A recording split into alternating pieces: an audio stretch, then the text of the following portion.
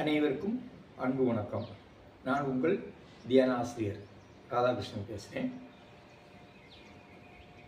என்னோட திடீர்னு கையில் ஒரு குத்து செடியோடு உட்காந்துருக்காருன்னு நீங்கள்லாம் நினைக்கலாம். இந்த செடிக்கு பேர் யானை நெருஞ்சி.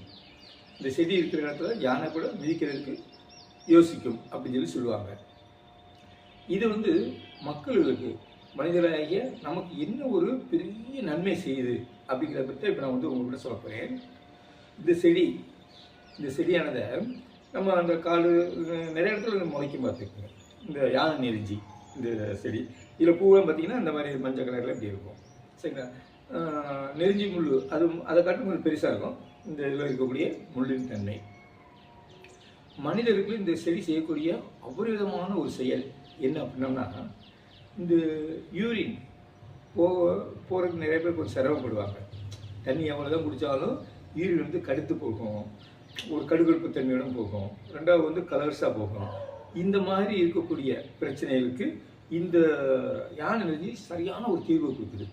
எப்படி அப்படின்னா, காலையில் வெறும் வயிற்றுல ஒரு செம்பில் தண்ணி எடுத்துக்கோங்க. இல்லாட்டி நீராவரம் அந்த முதல் நாள் வச்ச சோத்துல தண்ணி ஊற்றி வச்சு பார்த்தீங்கன்னா அந்த தண்ணீரை கூட எடுத்துக்கலாம்.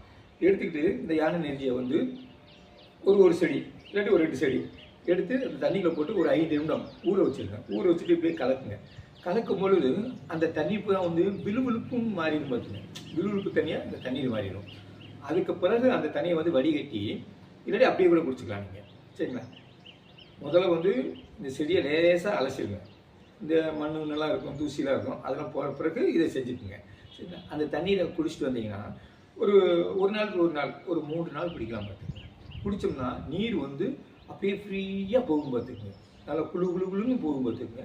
கிட்னியில் ஏதாவது பிரச்சனைகள் இருந்தாலும் அதுவும் ரிமூவ் பண்ணுறதுக்கு உண்டான தன்மை இந்த செடி செய்து. பார்த்துக்குங்க. சரிங்களா? அதுக்குன்னு கிட்னியில் ஸ்டோன் இருக்குன்னா அந்த அளவுக்குலாம் நம்ம யோசிக்க வேண்டாம். அந்த அளவுக்கு தன்மை இது அவ்வளோ கொடுக்காது. ஸ்டார்டிங் ட்ரபிள் இருக்குது பார்த்தீங்களா, இந்த நீர் போகாமல் கொஞ்சம் ஸ்லோவாக போகுது, இந்த மாதிரி இருக்கக்கூடிய தன்மைக்கு இதை செய்ய நம்ம பயன்படுத்திக்கலாம். மகிழ்ச்சி அனைவருக்கும்.